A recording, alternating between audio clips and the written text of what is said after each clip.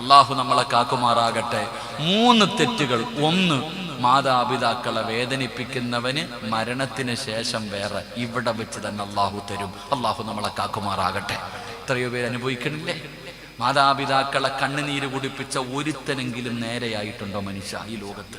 ഇല്ലടാ. എത്ര വലിയ കൊലകൊമ്പനാണെങ്കിലും തല്ലണമെന്നോ ചീത്ത വിളിക്കണമെന്നൊന്നുമില്ല. ഒരു സഹാബി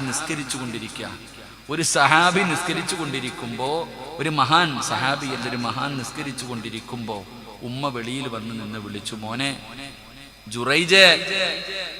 ജുറൈജ് എന്ന് പറയുന്ന ചെറുപ്പക്കാരൻ നമ്മളെ പോലെ കഞ്ചാവടിച്ച് നടക്കുന്നവനല്ല. 24 മണിക്കൂർ ഇബാദത്ത, പെണ്ണുപോലും കിട്ടിയിട്ടില്ല. ജുറൈജ് ഒറ്റയ്ക്ക് ഭയങ്കര നിസ്കാരവാ. വീട്ടിൽ നിന്നാൽ നിസ്കരിക്കാൻ പറ്റാത്തത് കൊണ്ട് ഒറ്റയ്ക്ക് പോയി റൂം കെട്ടിയിട്ട് രാവും പകലും നിസ്കാരം. മോനെ കാണണമെന്ന് ഉമ്മയ്ക്ക് ആഗ്രഹം. ഉമ്മ വന്നിട്ട് വിളിച്ചു, മോനെ ജുറൈജ്. ജുറൈജ് നിസ്കരിച്ചുകൊണ്ടിരിക്കുക.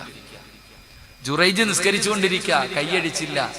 കൈയടിച്ചിട്ട് സലാം വീട്ടിക്കെട്ടി എന്തേന്ന് ചോദിക്കാമെന്ന് കരുതി ഉമ്മ വീടിന് വെളിയിൽ കാത്തു നിന്നു. കുറച്ചു കഴിഞ്ഞപ്പോൾ ഒന്നും അറിയില്ല, ഉമ്മ പോയി. ജുറൈജ് നിസ്കാരം കഴിഞ്ഞ് ഇറങ്ങി നോക്കിയപ്പോഴത്തേക്ക് ഉമ്മ പോയി. ഉമ്മ പിന്നെയും വന്നപ്പോഴും ജുറൈജ് നിസ്കാരത്തില. ഉമ്മ വിളിച്ചു, മോനെ ജുറൈജ്. ഇല്ല, അപ്പോഴും നിസ്കാരത്തില. സത്യത്തിൽ ഇസ്ലാമിന്റെ നിയമം എന്തെന്നറിയോ? ഈ കെട്ടിയ കൈ അടിക്കാൻ പാടില്ല എന്നാ. നിസ്കരിക്കാൻ വേണ്ടി ഒരാൾ കൈ കെട്ടിക്കഴിഞ്ഞാൽ ആ കൈ അടിക്കാൻ പാടുണ്ടോ? അടിക്കാൻ പാടില്ല. എന്നാൽ നീ സുന്നത്ത് നിസ്കരിച്ചു കൊണ്ടിരിക്കുന്ന സമയം നിന്റെ ഉമ്മ വന്നിട്ട്, ഇപ്പൊ ഞാൻ സുന്നത്ത് നിസ്കരിക്കുക, എന്റെ ഉമ്മ വന്നിട്ട് സിറാജേ, മോനെ സിറാജേ എന്ന് വിളിച്ച അള്ളാടെ മുന്നിൽ കെട്ടിയിരിക്കണ ഈ കൈ അഴിച്ചിട്ടിട്ട് എന്തേ ഉമ്മച്ചി എന്ന് ചോദിക്കണമെന്ന് നബിയുനാ റസൂലുള്ളാഹി. അതാടെ ഉമ്മ. അള്ളാടെ മുന്നിൽ കെട്ടിയ കൈ പിന്നെ അടിക്കാൻ പാടില്ല എന്നാ. പക്ഷെ ഉമ്മ വിളിച്ചാലോ നിസ്കാരമല്ല. പടച്ചോനെ, ഞാൻ അങ്ങനെ നിൽക്കരുത്. ജുറൈജിനത് അറിയില്ലായിരുന്നു. ജുറൈജ് എന്ത് ചെയ്ത് നിസ്കരിച്ചുകൊണ്ട് തന്നെ നിന്നു. ഉമ്മ വിളിച്ചു, കൈയഴിച്ചില്ല, ഉമ്മ പോയി.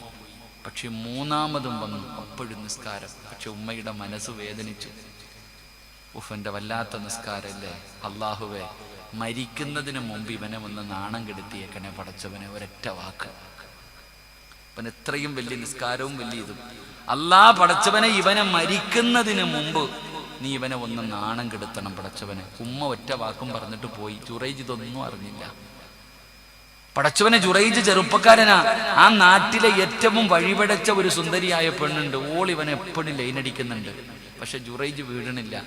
ഈ പെണ്ണ് ജുറൈജിന്റെ റൂമിനകത്ത് പോയിട്ട് ഉടുതുണി ഉരിഞ്ഞ് കാണിച്ചു കൊടുത്തു. എന്നിട്ട് ഈ ചങ്ങാതി നിസ്കരിച്ചുകൊണ്ടിരിക്കുക. പക്ഷെ ഈ പെണ്ണെന്ത് ചെയ്ത് വരുന്നതും പോകുന്നതും നാട്ടുകാർ കണ്ടു. ഒരു ദിവസം ഈ പെണ്ണ് നാട്ടുകാരോട് പറയുന്നു, ഞാൻ കയറും, എൻ്റെ കയ്യിലിരിക്കുന്ന ഈ കുഞ്ഞിന്റെ വാപ്പ ജുറൈജ. നാട്ടുകാരോട് മുഴുവനും പറഞ്ഞുകൊണ്ട് നടന്നു. ഈ പെണ്ണ് പറയുക, ഈ കുഞ്ഞിന്റെ വാപ്പ ജുറൈജ. പടച്ചവനെ നാണം കെടാൻ തുടങ്ങി. പറയണ പള്ളിയിലെ ഖതീബിനെ കുറിച്ച് കേട്ടാ പിന്നെ വിടുവോ? വീടൊക്കെ തല്ലി പൊളിച്ചു, ജുറൈജിനെ അടിച്ചു. വല്ലാത്ത പ്രശ്നമായി. നാട്ടുകാർ മുഴുവനും നാറി നാണം കെട്ടു. ജുറൈജ് തങ്ങൾ ഇങ്ങനെ ചിന്തിക്കുക, അല്ല ഞാൻ എന്ത് തെറ്റ് ചെയ്തിട്ടാ അല്ല. അവസാനം ജുറൈജ് റളിയല്ലാഹു തആല മഹാനവറുടെ ചരിത്രം പറയുന്നു, എല്ലാവരുടെ മുന്നിലും നാണം കെട്ടു. ചോര കുഞ്ഞിനെ കൊണ്ടുവന്ന് നിർത്തിയിട്ട് പെണ്ണ് പറയുന്നു, ഇതിന്റെ വാപ്പ ജുറൈജ. ഇങ്ങനെ കാണിച്ചു കൊടുക്ക, ഒരു തെളിവുമില്ല. കാരണം ഈ പെണ്ണ് കയറി ഇറങ്ങി പോകുന്നത് നാട്ടുകാർ കണ്ടിട്ടുണ്ട്. അവസാനം ജുറൈജ് ചോദിച്ചു, എനിക്ക് സത്യം തെളിയിക്കാൻ ഒരു നിമിഷം തരുമോ? ഞാൻ തെളിയിച്ചു തരാം, ഇതെന്റെ കുഞ്ഞാണോ ഇല്ലയോ എന്ന് ഞാൻ തെളിയിച്ചു തരാം. ജുറൈജ് എന്ന് പറയുന്ന ചെറുപ്പക്കാരൻ ചോദിച്ചു. അവര് സമ്മതിച്ചു. 2 റക്അത്ത് നിസ്കരിച്ചു. സുജൂദിൽ കടന്നിട്ട് അള്ളാഹുവിനോട് പറഞ്ഞു, പടച്ചവനെ, ഞാൻ എന്ത് തെറ്റാ അള്ളാഹ് ചെയ്തേ? റബ്ബേ, ഞാൻ എന്ത് ചെയ്തതിന്റെ പേരില്ല? അപ്പോഴാ പറഞ്ഞു കൊടുക്കണത് ഉമ്മാടെ ശാപമാ. അവസാനം ജുറൈജ് കരഞ്ഞു. എന്നിട്ട് വഴി പറഞ്ഞു കൊടുത്തു. പടച്ച റബ്ബ്, ഈ പാല് കുടിക്കണ ചോര കുഞ്ഞിനെ ഇഞ്ഞു കൊണ്ടുവരാൻ പറഞ്ഞു. ആ പാല് കുടിക്കുന്ന ചോര കുഞ്ഞിനെ കൊണ്ടുവരാൻ പറഞ്ഞു. അത്തഹയ്യാത്തിൽ ഉയർത്തുന്ന ഈ കൈയെടുത്ത് കുഞ്ഞിന്റെ പൊക്കിളിന്റെ മുകളിൽ വെച്ചിട്ട് ചോദിച്ചു, മോനെ, നിന്റെ വാപ്പ ആരാടാ? എല്ലാരും ചോദിച്ചു, ജുറൈജ, നീ എന്താടാ ഞങ്ങളെ കളിയാക്കുകയാ? ഈ പാല് കുടിക്കണ കുഞ്ഞ് സംസാരിക്കുവോ? ഈ പാല് കുടിക്കുന്ന കുഞ്ഞ് സംസാരിക്കോ? നീ എന്താ ഞങ്ങളെ പരിഹസിക്കുകയാണോ? ജുറൈജ് പിന്നെയും ചോദിച്ചു, മോനെ, നിന്റെ വാപ്പ ആരാടാ? ഉറക്ക വിളിച്ചു പറ. അപ്പ ആ കുട്ടി പറഞ്ഞു കൊടുത്തു, എൻ്റെ വാപ്പ ജുറൈജല്ല, ഒരാട്ടിടയന. അള്ളാഹു നമുക്ക് ഈമാൻ നൽകുമാറാകട്ടെ. എന്തിൻ്റെ പേരിൽ? നിസ്കരിച്ചു കൊണ്ടിരുന്ന സമയത്ത് ഉമ്മ വിളിച്ചിട്ട് വിളി കേൾക്കാത്തതിൻ്റെ പേരിൽ. അപ്പൊ പിന്നെ നമ്മുടെ കാര്യം പറയണ്ടല്ലോ. അള്ളാഹു കാക്കുമാറാകട്ടെ, അള്ളാഹു കാക്കുമാറാകട്ടെ. മഹാനായ നബി മുഹമ്മദ് മുസ്തഫ സല്ലല്ലാഹു അലൈഹി വസല്ലമ തങ്ങൾ പറയുന്ന മൂന്നാമത്തെ മനുഷ്യനാരാ?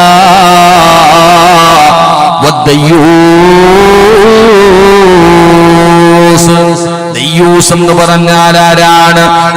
അല്ലാഹുവിന്റെ റസൂൽ എവിടെന്ന് പറയുകയാ, വദ്ദയ്യൂസു അല്ലദീ യുഖിറു ഫീ അഹ്ലിഹി അൽ ഖബസാ.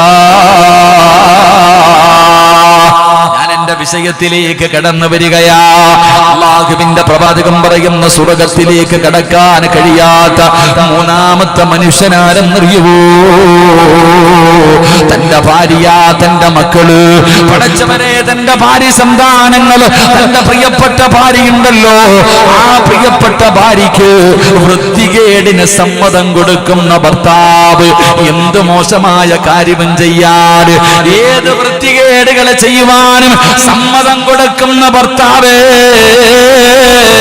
തഴമ്പുണ്ടെങ്കിലും താടിയുണ്ടെങ്കിലും ആലിമാണെങ്കിലും ഹജ്ജ് ചെയ്തവനാണെങ്കിലും വഅദ് പറയുന്നവനാണെങ്കിലും തങ്ങളാണെങ്കിലും ഏത് വലിയാണെങ്കിലും തന്റെ പ്രിയപ്പെട്ട ഭാര്യ വൃത്തികേടുകൾ ചെയ്യാൻ, സിനിമ കാണാ, സീരിയല് കാണാ, തുണി മറയ്ക്കാതെ നടക്കാ, ഔറത്ത് തുറന്നിട്ട് കൊണ്ട് നടക്കാ, ഏത് പേക്കൂത്തുകളും കാണിക്കാൻ സമ്മതം കൊടുത്താ അല്ലാഹുവിന്റെ സ്വർഗ്ഗം നിനക്ക് ഹറാമാ. എന്റെ പ്രിയപ്പെട്ടവരെ പേടിക്കണം. നിരന്നിരിക്കുന്ന വാപ്പമാര്, ഇത് നിന്റെ നെഞ്ചത്തേക്ക് കരിങ്കല്ല് പോലെ നിന്റെ ഹൃദയത്തിലേക്ക് ഇറങ്ങട്ടെ. ഇത് നിന്റെ നെഞ്ചത്തിലേക്കാ ഞാൻ പറഞ്ഞത്. റസൂലുള്ളാഹി തങ്ങൾ പറയുകയാ, പടച്ചവനെ നിന്റെ പ്രിയപ്പെട്ട ഭാര്യ എന്തെല്ലാം ദുസ്വഭാവങ്ങളാണ് അവൾക്ക്. പടച്ചവനെ നീ തിരുത്താറില്ലല്ലോ, എന്തുകൊണ്ട് തിരുത്തുന്നില്ല, എന്തുകൊണ്ട് തിരുത്തി കൊടുക്കുന്നില്ല? പടച്ചവനെ തെറ്റ് തെറ്റ് തന്നെയാണല്ലോ, അതാര് ചെയ്താലും തെറ്റ് തെറ്റ് തന്നെയാണല്ലോ. അല്ലാഹുവേ, നിന്റെ പ്രിയപ്പെട്ട ഭാര്യ വീടിനകത്തിരുന്നു കൊണ്ട് ഏശലി പറയുമല്ലോ, പരദൂഷണം പറയുമല്ലോ, മറ്റുള്ളവരെ കുറ്റം പറയുമല്ലോ. എടാ, തെറ്റ് ചെയ്യുന്നത് ആരാണെങ്കിലും അത് തെറ്റാണെന്ന് പറഞ്ഞു കൊടുക്കാത്തതെന്താ? മഹാനായ നബി മുഹമ്മദ് മുസ്തഫ സല്ലല്ലാഹു അലൈഹി വസല്ലമ തങ്ങൾ അങ്ങനെ ആയിരുന്നില്ല. പ്രവാചകൻ പറയുമായിരുന്നു, ആയിഷ റളിയല്ലാഹു തആല അൻഹാ ഖാലത്ത് ഖുൽതു ലിന്നബി സല്ലല്ലാഹു അലൈഹി വസല്ലം ഹസ്ബുക മിൻ സഫിയ കദാ വകദാ فقال صلى الله عليه وسلم لقد قلت كلمة. അല്ലാഹുവിന്റെ പ്രവാചകൻ സല്ലല്ലാഹു അലൈഹി വസല്ലമ തങ്ങളുടെ ഭാര്യയായ ആയിഷ ബീവി റളിയല്ലാഹു തആല അൻഹാ ഒരിക്കൽ അല്ലാഹുവിന്റെ പ്രവാചകന്റെ വീടിനകത്ത് സംസാരിച്ചു കൊണ്ടിരിക്കുമ്പോ ആയിഷ ബീവി റളിയല്ലാഹു തആല അൻഹാ അവിടെന്ന് പറഞ്ഞു, നബിയേ, അവിടെന്ന് പറഞ്ഞു, നബിയേ, സഫിയ നീളം കുറഞ്ഞവളാ. സഫിയ എന്ന് പറയുന്ന മഹദിയെ കുറിച്ച് അവൾ നീളം കുറഞ്ഞവളാണ്, അവൾ അങ്ങനെയാണ്, അവൾ ഇങ്ങനെയാണ് പറയുമല്ലോ. നിന്റെ ഭാര്യ അയൽവാസിയെ കുറിച്ച്, ഏട്ടന്റെ ഭാര്യയെ കുറിച്ച്, അനിയന്റെ ഭാര്യയെ കുറിച്ച്, നിന്റെ പെങ്ങളെ കുറിച്ച്, നാട്ടുകാരെ കുറിച്ച്, കുടുംബക്കാരെ കുറിച്ച്, അയൽവാസികളെ കുറിച്ച് അവൾ അങ്ങനത്തവളാണ്, ഇവൾ ഇങ്ങനത്തവളാണ്, അവൾ അങ്ങനെ ചെയ്യുന്നവനാണ്, ഇവൻ ഇങ്ങനെ ചെയ്യുന്നവനാണ്, അവൾ നീളം കുറഞ്ഞവളാണെന്ന് പറഞ്ഞു. ഇത്ര മാത്രമേ പറഞ്ഞുള്ളൂ. അവളെ പച്ച ഇറച്ചി തിന്നില്ല, അവളെ പച്ചയ്ക്ക് കത്തിച്ചില്ല, അവളെ നാണം കെടുത്തിയില്ല. പടച്ചവനെ, മുത്തുനബി അങ്ങനെയായിരുന്നു. തെറ്റ് കണ്ടാ തിരുത്തുമായിരുന്നു. അത് മകളാണെങ്കിലും ഭാര്യയാണെങ്കിലും. അല്ലാഹുവിന്റെ പ്രവാചകൻ നബി മുഹമ്മദ് മുസ്തഫ സല്ലല്ലാഹു അലൈഹി വസല്ലമ തങ്ങൾ ഒരു ദിവസം വീടിനകത്തേക്ക് കടന്നു വരികയാ. ആയിഷ ബീവി റളിയല്ലാഹു തആല അൻഹയുടെ വീട്ടിലേക്ക് അല്ലാഹുവിന്റെ പ്രവാചകൻ കടന്നു വരുമ്പോ റസൂലുള്ളാഹിയുടെ മുഖം ചുമക്കുകയാ. പ്രവാചകന്റെ മുഖമങ്ങ് ചുമക്കുകയാണ്. റസൂലുള്ളാഹിക്ക് വല്ലാത്ത ദേഷ്യം വന്നു. റസൂലുള്ളാഹിക്ക് വല്ലാത്ത ദേഷ്യം വന്നു. ആയിഷ ബീവി റളിയല്ലാഹു തആല അൻഹ അവിടുന്ന് ചോദിക്കുന്നു, നബിയേ, യാ റസൂലല്ലാഹ്, എന്തു പറ്റി നബിയേ, എന്തു പറ്റി നബിയേ? അല്ലാഹുവിന്റെ പ്രവാചകൻ പറഞ്ഞ മറുപടി എന്തെന്നറിയുമോ? ഒരിക്കൽ ആയിഷ ബീബി റളിയല്ലാഹു തആല അൻഹയുടെ വീടിനകത്ത് കടന്നു വരുമ്പോ റസൂലുള്ളാഹി തങ്ങളുടെ മുഖം ചുമന്നു തുടുത്തു, വല്ലാത്ത ദേഷ്യം വന്നു. ആയിഷ ബീബി പേടിച്ചു പോയി. എന്തേ നബിയെ, എന്തു പറ്റി നബിയെ? ആയിഷ, നീ കിടക്കുന്ന വിരിപ്പ് നീ കണ്ടില്ലേ? നീ കിടക്കുന്ന വിരിപ്പ് കണ്ടില്ലേ? നീ കിടക്കുന്ന വിരിപ്പ് നീ കണ്ടില്ലേ? ആ വിരിപ്പിന്റെ അകത്തൊരു ചിത്രമുണ്ടായിരുന്നു. മഹാനായ നബിയിന റസൂലുള്ളാഹി. ആയിഷ ബീബി വിരിച്ചിരുന്ന വിരിപ്പിന്റെ അകത്ത് ഒരു ചിത്രമുണ്ടായിരുന്നു, ഒരു ജീവിയുടെ പടം ഉണ്ടായിരുന്നു. ഈ പടം കണ്ടിട്ട് നബി സല്ലല്ലാഹു അലൈഹി വസല്ലമ തങ്ങൾ കോപം കൊണ്ടിട്ട്, നീ ഇത് കണ്ടില്ലേ? ഇതുള്ള വീട്ടിലും മലക്ക് വരൂന്ന് നിനക്കറിയില്ലേ? മനുഷ്യൻ ഈ ജീവികളുടെ രൂപമുള്ള വീട്ടിലും മലക്കുകൾ വരില്ല എന്ന് നിനക്കറിയില്ലേ? നീ എന്താ ഇത് കാണിക്കുന്നത്? അത് മുറിച്ചുകള ആയിഷ എന്ന് നബി മുഹമ്മദ് മുസ്തഫ, മഹാനായ നബി മുഹമ്മദ് മുസ്തഫ. ഇവിടെ നിങ്ങൾ നോക്കടോ, വീടിൻ്റെ അകത്ത് വിരിച്ചിട്ടിരുന്ന ഒരു പുതപ്പിൻ്റെ അകത്ത് ഒരു ചിത്രം കണ്ടപ്പോൾ ഈ വീട്ടിൽ റഹ്മത്തിൻ്റെ മലക്ക് വരത്തില്ല, ഇത് വെട്ടിമുറിച്ച് കളയെന്ന് മുത്തുനബി പറഞ്ഞെങ്കിൽ നമ്മുടെ വീടിനകത്ത് അവസ്ഥ ആലോചിച്ച് വയ്ക്കുക. നമ്മുടെ വീടിനകത്ത് അവസ്ഥ ആലോചിച്ച് വയ്ക്കുക. സുബ്ഹാനല്ലാഹ്, അല്ലാഹു കാക്കുമാറാകട്ടെ. അവിടെ മലക്കില്ല, പിന്നെ കുഴപ്പമില്ല. വരുന്നുണ്ടെങ്കിലല്ലേ കുഴപ്പമുള്ളൂ. അള്ളാന്റെ മലക്ക് വീട്ടിൽ വന്നാലല്ലേ കുഴപ്പമുള്ളൂ. ഞാൻ എപ്പോഴും പൂച്ചയെ കുറിച്ച് വഴുതു പറയും. പൂച്ചയെ വളർത്താൻ പാടില്ല എന്ന് ഞാൻ പറഞ്ഞിട്ടില്ല. എൻ്റെ പ്രിയപ്പെട്ട സഹോദരങ്ങളെ, പൂച്ചയെ വളർത്താൻ ഞാൻ അതിൻ്റെ ഹദീസ് പഠിച്ചു. അള്ളാഹു നമുക്ക് ഈമാൻ തരുമാറാകട്ടെ. പൂച്ചയെ വളർത്താൻ പാടുണ്ടോ? നബി സല്ലല്ലാഹു അലൈഹി വസല്ലമ തങ്ങൾ പൂച്ചയെ ഇഷ്ടപ്പെട്ടിട്ടുണ്ട്. പൂച്ചയെ വളർത്താൻ വീട്ടിൽ. അള്ളാഹു ഭാഗ്യം തരുമാറാകട്ടെ. സന്തോഷമായില്ലേ? സന്തോഷമായില്ലേ? ഇപ്പൊ പെണ്ണുങ്ങളൊക്കെ പറയണ്ട, ഉമ്മ കേക്കുമ്മ പൂച്ചയെ വളർത്താം. ഇതരങ്ങളെ, എങ്കിലും മസാല പറഞ്ഞു തരട്ടെ. പൂച്ചയെ വളർത്താം. പൂച്ചയെ നബി സല്ലല്ലാഹു അലൈഹി വസല്ലമ തങ്ങൾ ഇഷ്ടപ്പെട്ടിട്ടുണ്ട്, സഹാബത്തും ഇഷ്ടപ്പെട്ടിട്ടുണ്ട്. അള്ളാഹു വളർത്താൻ ഭാഗ്യം തരുമാറാകട്ടെ. അള്ളാഹു വളർത്താൻ ഭാഗ്യം തരുമാറാകട്ടെ. ഇത് മാത്രം എളുപ്പെടുത്തേക്കരുതട്ടാ. പക്ഷേ പൈസ കൊടുത്തിട്ട് പൂച്ചയെ വാങ്ങൽ ഹറാമാണെന്ന് നബിയിന റസൂലുള്ളാഹി. എന്തേ ഹദീസ്? എന്തേ ഹദീസ്? എന്തേ ഹദീസ്? ഹദീസ് വേണോ? ഞാൻ ഇവിടെ എഴുതി വെച്ചിട്ടുണ്ടായിരുന്നു. അല്ലാഹു നമുക്ക് ഈമാൻ നൽകുമാറാകട്ടെ. എന്താ പഠിച്ചത്? നബി സല്ലല്ലാഹു അലൈഹി വസല്ലമ തങ്ങൾ പറഞ്ഞു, പൈസ കൊടുത്തിട്ട് നീ പൂച്ചയെ വാങ്ങാനും പാടില്ല, നീ അതിനെ വിൽക്കാനും പാടില്ലെന്ന് നബിയിന റസൂലുള്ളാഹി. ഇപ്പൊ കത്തിയ. അല്ലാഹു ഈമാൻ തരുമാറാകട്ടെ. അപ്പൊ ഈ പൂടയൊക്കെ ഉള്ള സിംഹത്തെ പോലെ നടക്കുന്ന പൂച്ചയെ നീ ഫ്രീ ആയിട്ട് മേടിച്ചതാ? ഫ്രീ ആയിട്ട് മേടിച്ചതാ? അല്ലാഹു ഈമാൻ തരുമാറാകട്ടെ. അല്ലാഹു ഈമാൻ തരുമാറാകട്ടെ. 3 സ്വലാത്ത് പറ. സല്ലല്ലാഹു അലാ മുഹമ്മദ്, സല്ലല്ലാഹു അലാ മുഹമ്മദ്, സല്ലല്ലാഹു അലൈഹി വസല്ലം, അല്ലാഹുമ്മ സല്ലി അലാ മുഹമ്മദ്, യാ റബ്ബി സല്ലി അലൈഹി വസല്ലം. അല്ലാഹു സ്വീകരിക്കുമാറാകട്ടെ. അല്ലാഹു സ്വീകരിക്കുമാറാകട്ടെ. ഈ സ്വലാത്തിന്റെ ബറക്കത്ത് കൊണ്ട് അല്ലാഹു നമ്മുടെ ദുനിയാവും നമ്മുടെ ആഖിറവും അല്ലാഹു രക്ഷപ്പെടുത്തുമാറാകട്ടെ.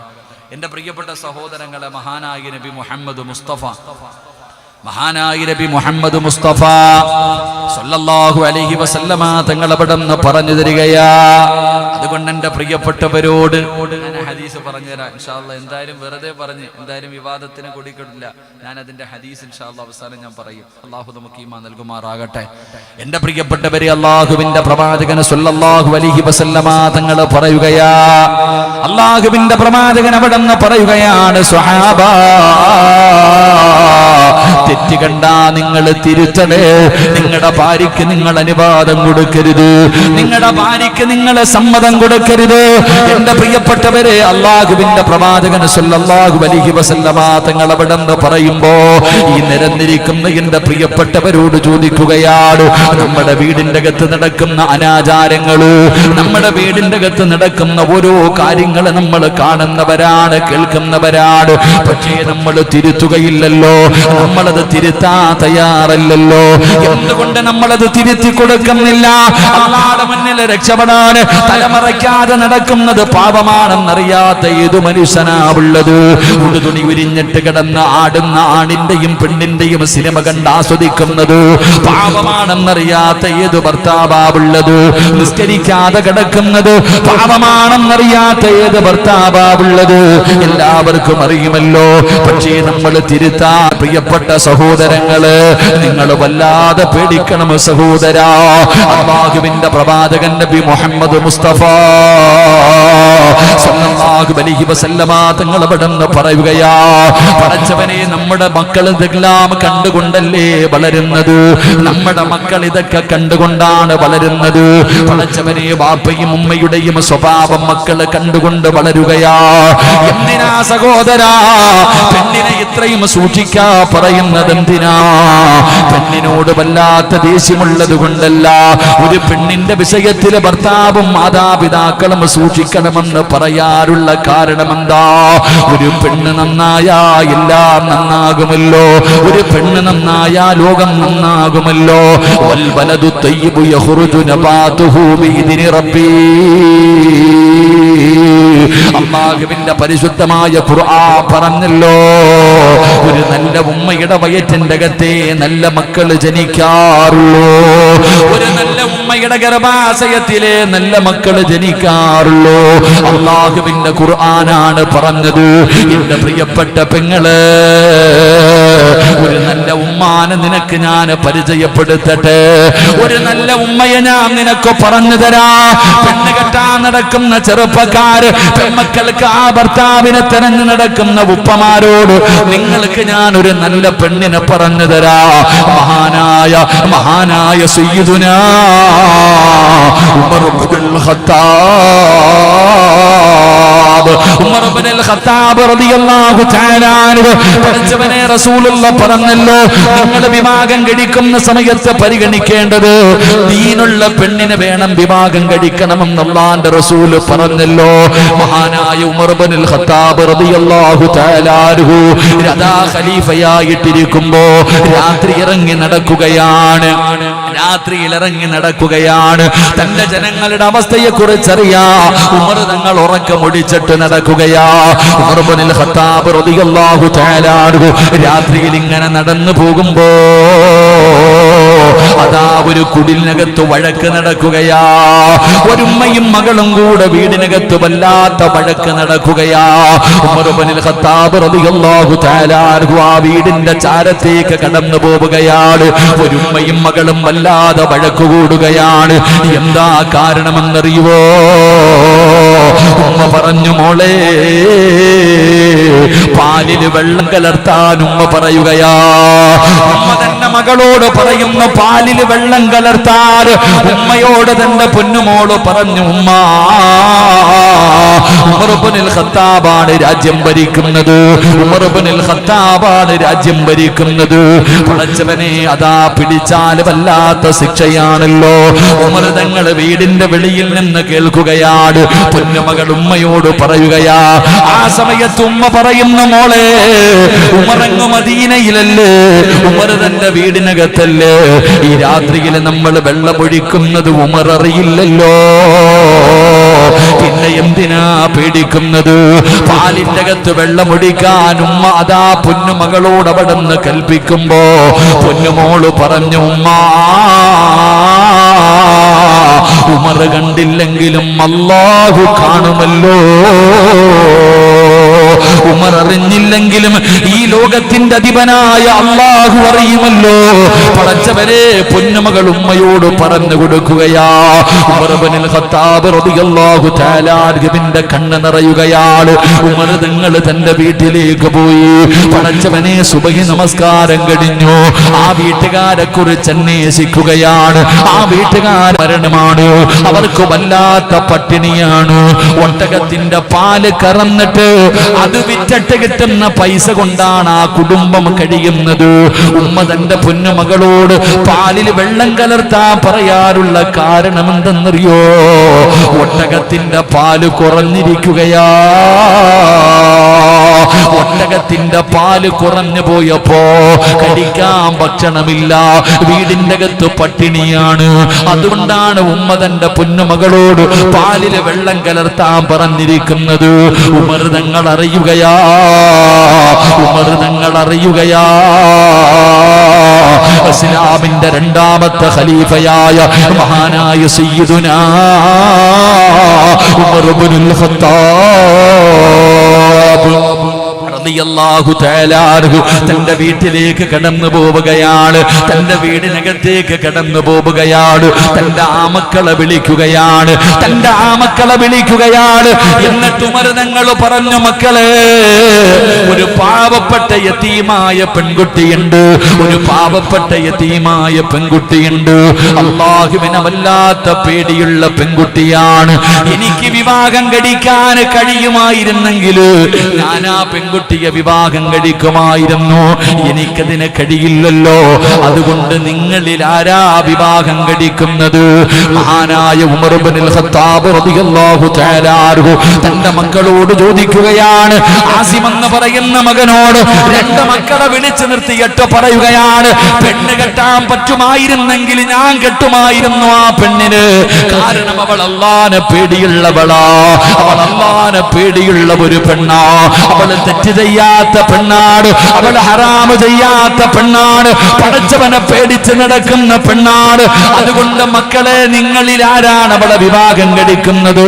ഉമർ ഇബ്നുൽ ഖത്താബ് റളിയല്ലാഹു തആല അൻഹു ചോദിക്കുമ്പോ ആസിം എന്ന് പറയുന്ന പൊന്നുമകൻ പറഞ്ഞു, വാപ്പാ, ഞാൻ തയ്യാറാണ്. പണമില്ലെങ്കിലും യതീമാണെങ്കിലും പാവപ്പെട്ടവളാണെങ്കിലും ഇസ്ലാമിന്റെ ഖലീഫയുടെ മകനാണ് പറയുന്നത്. അല്ലാഹുവിനെ പേടിയുള്ളവളാണല്ലോ, അവൾ ഈമാനുള്ളവളാണല്ലോ, അവൾ ദീനുള്ളവളാണല്ലോ. അവിടുന്ന് വിവാഹം കഴിക്കുകയാണ്. ആ യതീമായ പെൺകുട്ടിയെ വിവാഹം കഴിക്കുകയാ. എന്റെ പ്രിയപ്പെട്ടവരെ, അവര് രണ്ടുപേരും കുടുംബജീവിതം നയിക്കുകയാണ്. അവരുടെ തലമുറയിലാണ് പടച്ച റബ്ബ് കൊടുത്തതാരെയെന്നറിയുമോ? മഹാനായ ഉമർ ഇബ്നു അബ്ദുൽ അസീസ് റളിയല്ലാഹു തആല അൻഹു. ഉമർ ഇബ്നു അബ്ദുൽ അസീസ് എന്ന് പറയുന്ന ആ മഹാന പടച്ച റബ്ബ് കൊടുത്തതാ കുടുംബ പരമ്പരയിലാ. എന്റെ പ്രിയപ്പെട്ടവരെ, നിസാരമല്ലല്ലോ. ഉമർ ഇബ്നു അബ്ദുൽ അസീസ് തങ്ങൾ ആരെന്നറിയോ?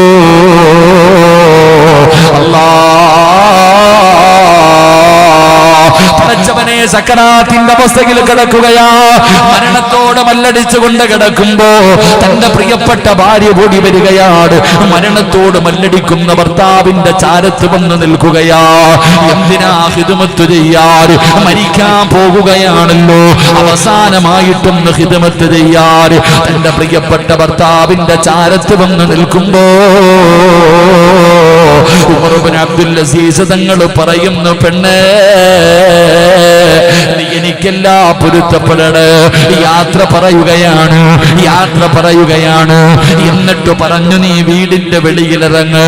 എന്റെ അടുക്കൽ നിൽക്കല്ലേ. എന്നെ കാണാൻ അതിഥികൾ വരാ സമയമായി.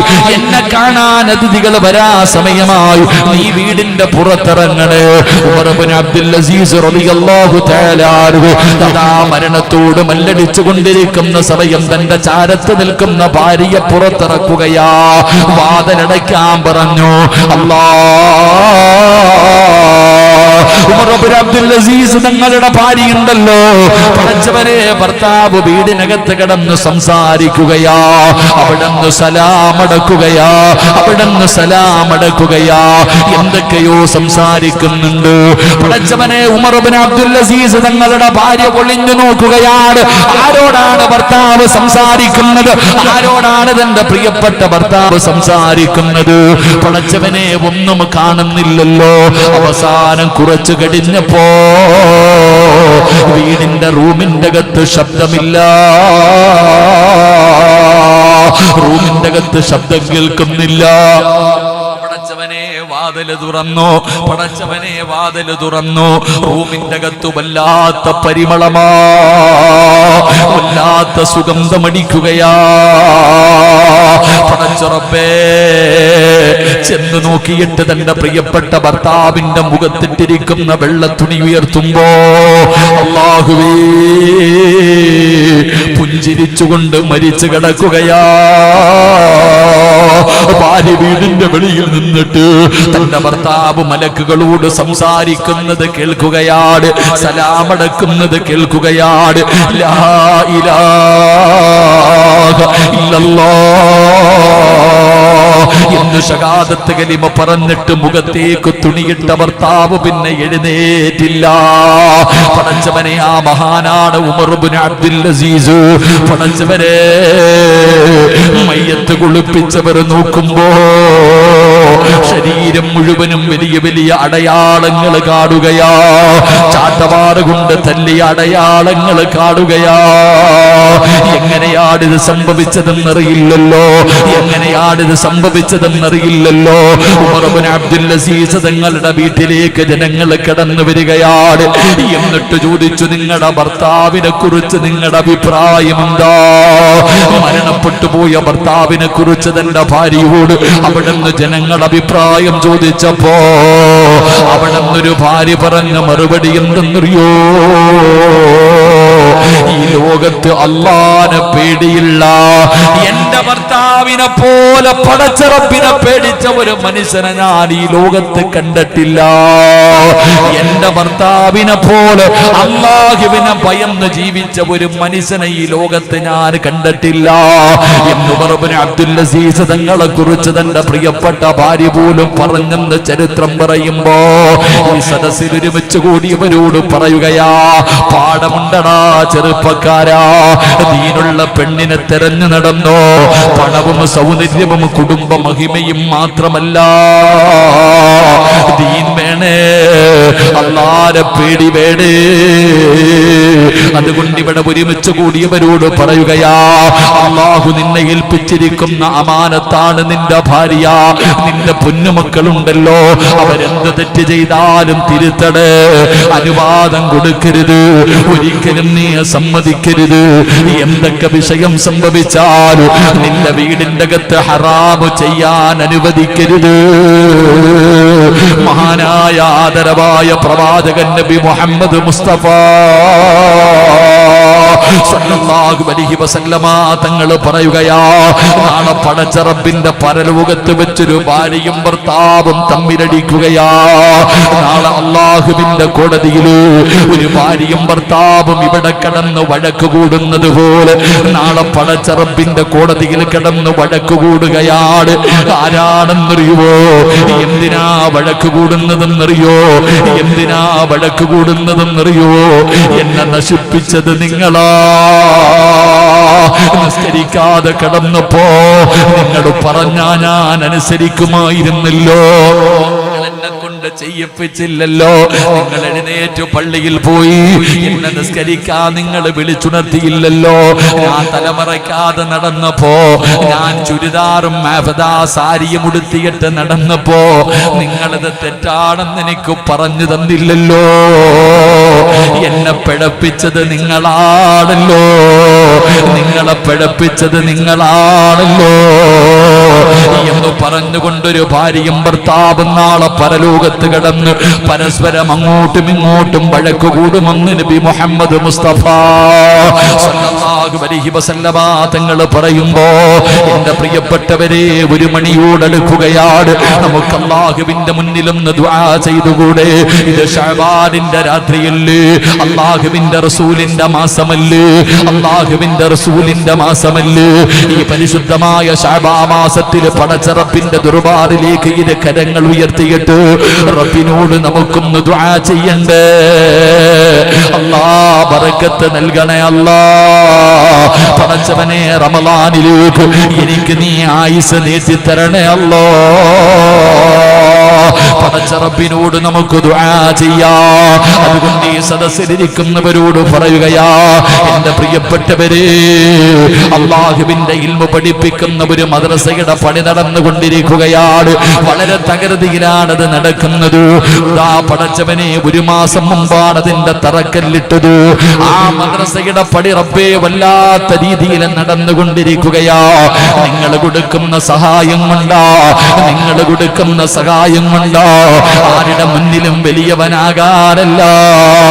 പടച്ചവൻ പടച്ചവനെ അള്ളാഹുവിന്റെ ഖുർആൻ പഠിക്കാൻ, ഹദീസ് പഠിക്കാൻ, പടച്ചവനെ നിസ്കരിക്കാൻ പഠിക്കാൻ, എല്ലാ നന്മകളും പഠിപ്പിക്കുന്ന ഒരു മദ്രസയ്ക്ക് വേണ്ടിയാ ആ മദ്രസയുടെ പണി നടന്നുകൊണ്ടിരിക്കുകയാ. ഇല്ലെന്ന് പറയില്ലേ, ഇല്ലെന്ന് പറയില്ലേ. പെങ്ങളെ, സ്വർണത്തിന് വല്ലാത്ത വിലയുള്ള സമയമാ. മോതിരവും കമ്മലും ഒരുപാട് ഇട്ടുകൊണ്ടിരിക്കുന്ന പെങ്ങന്മാരുണ്ടല്ലോ. പടച്ചവനെ, സ്വർണത്തിന് വല്ലാത്ത വിലയാ പെങ്ങള്. എങ്കിലും നിനക്ക് സ്വർഗത്തെ കുറിച്ചറിയുമോ? മഹാനായ ആദരവായ പ്രവാചകൻ നബി മുഹമ്മദ് മുസ്തഫ സല്ലല്ലാഹു അലൈഹി വസല്ലമ തങ്ങള് ഒരു ദിവസം അല്ലാഹുവേ പ്രവാചകൻ ഫാത്തിമ ബീവിയുടെ വീട്ടിലേക്ക് കടന്നു വരികയാ. ഫാത്തിമ പാവപ്പെട്ടവളാണ്, കഴിക്കാ ഭക്ഷണമില്ലാത്തവളാണ്, ധരിക്കാ വസ്ത്രമില്ലാത്തവളാണ്, കയറിക്കിടക്കാൻ ഒരു നല്ല വീടില്ലാത്തവളാ ഫാത്തിമ. അലിയാര് തങ്ങളല്ലേ വിവാഹം കഴിച്ചത്. ഫാത്തിമയ്ക്ക് ശരീരത്ത് ഫാത്തിമ ബീവി റളിയല്ലാഹു തആല സ്വർണ്ണമിടണമെന്ന് വല്ലാത്ത മോഹമാ. പടച്ചവനെ, മദീനയിലൂടെ പെണ്ണുങ്ങൾ സ്വർണ്ണമിട്ടുകൊണ്ട് നടക്കുന്നത് കാണുമ്പോ ഫാത്തിമ ബീവിക്ക് ഇവിടുന്ന് ആഗ്രഹമുണ്ടായിരുന്നു, ഒരിക്കലെങ്കിലും ഒരു സ്വർണ്ണമിടണമെന്ന്. ഒരിക്കലെങ്കിലും അല്ലാഹുവേ, ഫാത്തിമ ബീവിക്ക് വല്ലാത്ത ആഗ്രഹമായിരുന്നു. അങ്ങനെ ഒരുപാട് കാലം കാത്തിരുന്നു.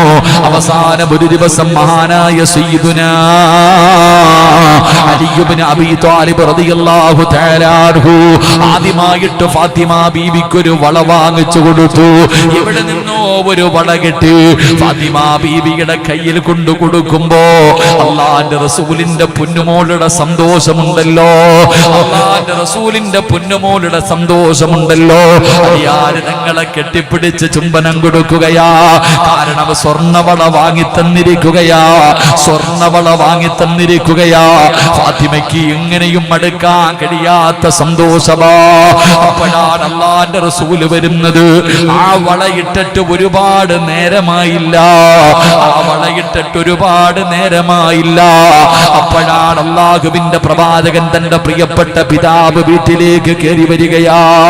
ഫാത്തിമ ബീവി ഉപ്പാനെ കാണിക്കാറ്, എന്റെ ഭർത്താവ് എനിക്കൊരു വള വാങ്ങി തന്നല്ലോ എന്ന് തന്റെ വാപ്പയെ കാണിക്കാ. ഫാത്തിമ ബീവി ഇങ്ങനെ കൈ ഉയർത്തി കാണിക്കുകയാ.